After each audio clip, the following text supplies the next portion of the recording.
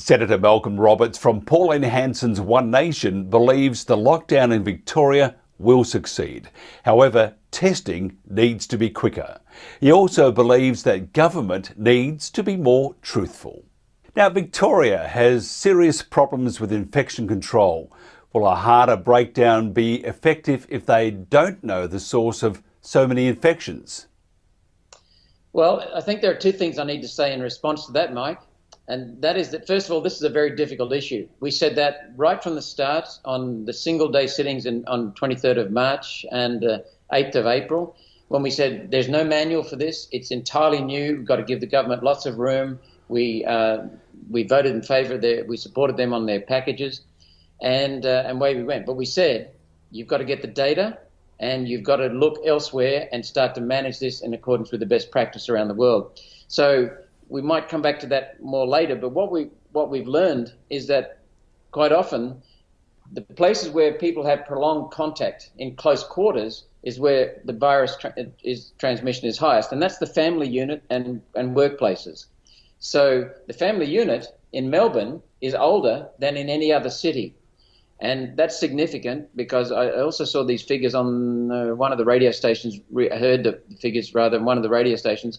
The other thing about Melbourne is that it's flat and people travel very easily, and they travel to watch football matches, sporting events, games, social venues, etc. So I think that it is difficult, and number one priority is life, securing life, making sure people are healthy and secure and safe. And so a lockdown is essential because they've lost control of their borders. They've let it go. And lost control of the virus within, I think, foreign, where people are speaking foreign languages. So they've lost control of that because people have not been able to understand the messages about the virus. So that's where the outbreaks have been. And so I think the lockdown will be effective because it'll stop families, the extended families visits, and it'll stop work, obviously. And so I think the lockdowns will be successful in Melbourne. The other thing is that they need to get testing done more quickly because some people are basically having a test and not getting the result back for about 10 days. Now, they're not going to stay cooped up for 10 days if they don't believe they're sick. And many of these cases, they're asymptomatic. So I think while it will work, the government has got to do its bit in getting testing to be more responsive and get results back in 2 or 3 days rather than 10. So there's potential. It's interesting. In South Korea, the testing to getting the results back, 12 hours. And that's what it should be. And when I was talking to Professor Justin Fendos in South Korea last week, and he was saying that 12 hours, and I mentioned that we have at times up to 10 days. And I could hear his jaw hit the table. That's just atrocious. What should the authorities be doing, though? Well, let's come back to Taiwan, if you don't mind, because South Korea has done a marvellous job. Do you mind if we talk about that? Yeah, for sure. Okay, South Korea has done a marvellous job. They actually let it go, and they had to recover. So given that, and by the way, I watched your interview with Professor Bendos, a fabulous interview, very well-spoken man, knows his facts, and he has been on the same track we've been right from the start on Monday, March 23rd and April the 8th in the Senate single-day hearings. We also said, make sure that you get the data to the federal government when we gave them our support. And we said, make sure you look to Taiwan and Southeast Asia. The Southeast Asian nations, Taiwan especially, South Korea, Singapore, Hong Kong, have done a marvellous job. Singapore, with the exception of Singapore, all the other three, and Israel, which had also done a good job, Mike, they have eternal vigilance and they're ready to respond quickly to threats because they're constantly under threat. So that is something we don't have. But in Taiwan, their population is about the same as Australia. They have 24 million, we have 25. The population density in Taiwan is far, far higher than us because their 24 are crammed into a small island. And they also had earlier and stronger exchange with China because, well, they're Chinese themselves. And so they had a lot more traveling between Taiwan and mainland China. And so they had a much greater problem. Now, what the Taiwanese did, and we need to recognize that Australia has had, 130 deaths? And that's good. But the Taiwanese have had 7, even despite they had an earlier contact with the virus. 7. And the other significant point with the Taiwanese is that they didn't lock down their economy. They actually kept their economy going, and they gave responsibility to the people. Now, there are 3 things that they have done really well. First of all, their basic strategy was to isolate the sick and isolate the vulnerable. That's what real quarantine is. Quarantine is not isolating everyone into lockdown. Quarantine is isolating the sick and the vulnerable and separating them out. The second thing they did was that they implemented massive testing. And they have a screening process for their testing, and I think South Korea is the same. They test for high temperature, knowing that that's not always reliable, but they test for high temperature. If someone has a high temperature, then they go and get tested for COVID. And if they test negative, but they still have for COVID, but still have a high temperature, then they're allowed to go to work. So they put responsibility on the workplaces. And what we've got in those countries is responsibility on the individual citizens. And when you have that responsibility, there's a far greater sense of accountability rather than when it's imposed. And the other thing that they've done, and I've only learned about this recently, is they've got a much stricter tracing regime. But the tracing apparently doesn't go right into people's whereabouts. It goes into their localities, and that helps the authorities then get one step in front. So what I think now, with those lessons from Taiwan, and we encourage the government to look at Taiwan and South Korea, what I think that we should be doing now is we should be in Australia revising and reviewing our current work. How effective have we been? Where have we not been effective?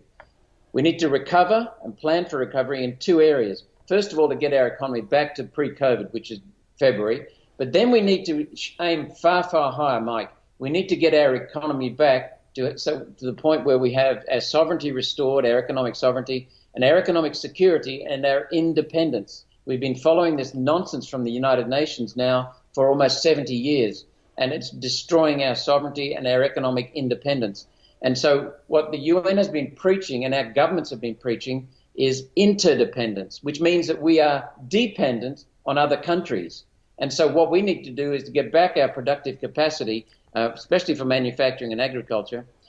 And then the third thing we need to do is to plan for future viruses, because this won't be the last one. And so the biggest thing of all, Mike, that we've learned is that the Taiwanese, the South Koreans, the Israelis, the Singaporeans, they trust their government. They don't give them carte blanche, but they do trust their government. And the governments lead. In this country, governments are too busy fabricating policies and misrepresenting the circumstances.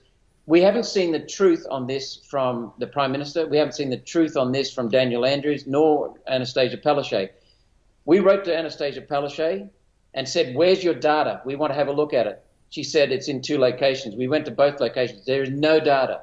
So Scott Morrison, right up front, he was saying 6 months hibernation, 6 months hibernation, 6 months hibernation. We knew there was no plan, and now we know there's no data driving that plan. These governments are not trusted in this country on a range of issues: electricity, agriculture, stealing farmers' property rights. I mean, you could go on forever, selling ourselves out to international agreements, selling ourselves out to free trade agreements that are giving the other parties the power. We have got to establish trust in our government, and that can only come with reliance on data and reliance on telling the truth. The time Australia got back to that. Just wondering about the data. To have the data, we need all the input. We actually have that at our fingertips with credit cards and with Apple, for example, and the other Android devices, and we can actually find out where people have been. The problem we have at the moment, according to Professor Fendos, was that it's reliant on us being honourable or telling the truth. So by having all that data available, it's going to impact on, inverted commas, civil liberties. Well, I go back to my experience. When I graduated from university with a mining engineering degree, I thought I'd better go out and start learning something that really mattered. So I worked as a miner for about 3 years, various mines around the country, and then I went overseas and worked in mines overseas. So I worked at the coalface, and I developed a very healthy respect for miners, for all people. And then when I became a mine manager, I would go underground a lot, not to do people's work, but just to listen and to look so that I could understand what they were going through and what their needs were. And I can remember turning up at one mine brand new, and the workforce detested the mine management because the mine management told lies. And it took me a few months, but people started to trust me. And that's extremely important. And then what I was able to do was also to hand over responsibility and authority to the people doing the job. I mean, not everything. We can't expect a miner to make every decision for the business, but their own jobs. And when people are given that responsibility and that authority, they usually come good. And so what's happening here is government tries to impose things in a crisis, and where a lot of Australians then distrust that. But in Southeast Asia, they're already practicing those things, and we've got to give those governments credit because they've had SARS before, so we understand that that's made it easier. But they've learned from that, and they've put it into practice, and people are now trusting the government. So if the government tells the truth, if the government hands over responsibility to business owners, venue managers, then they'll see the people respond, because then people take accountability. When it's shoved on them under threat and under control, it's not taken, but accountability is taken when there's freedom for people to make decisions. That autonomy is really important, and we've got to keep giving trust back to people in this country and get the government the hell out of people's lives. What about state governments? So when we have this, we're all Australians, but we have the new country of Queensland, the new country of Victoria, the new country of New South Wales, South Australia, blah, blah, blah, blah. And each state has its own, not agenda, but its own approach. And maybe an agenda also. It becomes a little bit political, because we're the Joan of Arc of WA, we're the Joan of Arc of Victoria, Tasmania. So how do we get all the states working as one country instead of being a number of different countries within this terrible state of Australia? Well, first of all, the thing that unites strategies is data. When everyone's got the correct data, you'll end up seeing strategies similar, but across every state, but they'll be fine-tuned for each state, because Queensland is the only state in the country, yes, that's correct, it's the only state in the country where there are more people outside the capital city than inside the capital city. We're more decentralised, we're more spread up the coast with a sparse population inland. And so that's different from Victoria, that's different from Tassie, that's different from New South Wales, and then Western Australia is different again. So I'm very much a believer in our constitution, federal constitution, which is based on competitive federalism, giving huge amounts of sovereignty to the independent states. Only on national issues should we come together. That's defence, border security, foreign affairs, those kinds of things. And so I'm in favour of letting the states run. But the states themselves also need to get the data so that they can manage effectively, and they need to manage in a trustworthy way. The fundamental thing that we did wrong in this country, I believe, with COVID, was that we looked automatically to Britain and to a man called Neil Ferguson. And that was a mistake. This Neil Ferguson has done, I've forgotten the name of the school in medical school, medical college in Britain, but he's in there, and they've done a lot of modelling, and his models have been proven to be completely wacky. They have exaggerated the consequences of just about every virus they've cared to model, every disease they've cared to model. Foot and mouth disease, they cost the British government, way back then when a billion was worth a billion, $10 billion they cost the British farm economy. They have completely exaggerated. They've forecast millions of deaths out of a virus, or out of a disease in Britain, when there were only 120 deaths. I mean, it's completely ridiculous. We looked to them, went straight to lockdown. We didn't look to Asia. We should have looked at Taiwan as well as Britain and worked out where the reality is. Donald Trump himself started calling out the British, and I don't think he named Ferguson, but that's what he was implying. And we should be coming up with our own strategy, but looking at Taiwan, looking at everywhere in the world, and then developing our own. So it's up to the state governments. I believe they should be independent. They should be working independently. That's what gives us greater accountability. It worked up until about 1923, and then that's been smashed, and we've centralized more and more. So we need to get back to that competitive federalism, independent states working together, and when they've got data, they will have a solid plan. We've got to get back to truthful government that relies upon objective data.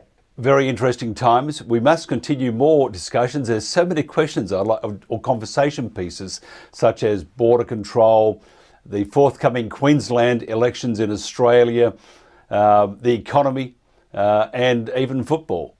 So we can do that next time. I look forward to it, Mike. We're happy to contact me anytime. Senator Malcolm Roberts, thank you very much. Thank you, Mike. All the best.